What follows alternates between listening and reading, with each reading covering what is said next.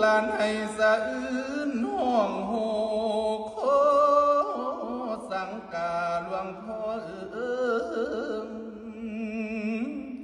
สร้างสีไหลลาสีดบอกไว้หันคืนซ้ำมา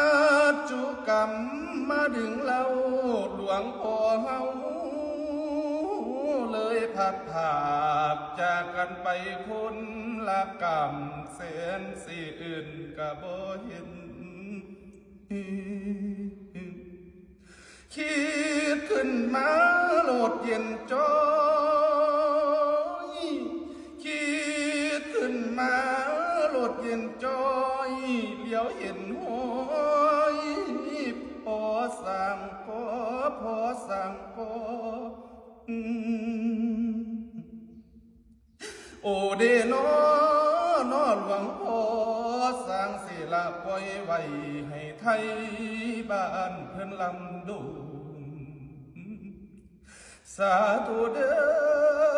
มเทพพาผู้เพิ่นหูเทพพาผู้เพิ่นหูให้นำพ่อไปเมืองเมียนไปถึงเรียนสุขาที่ว่านี้ละพันทุน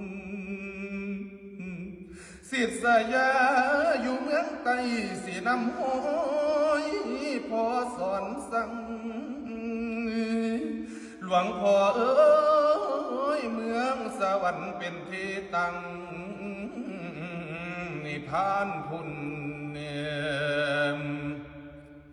เป็นที่หมายพุนเดหลวงพ่อ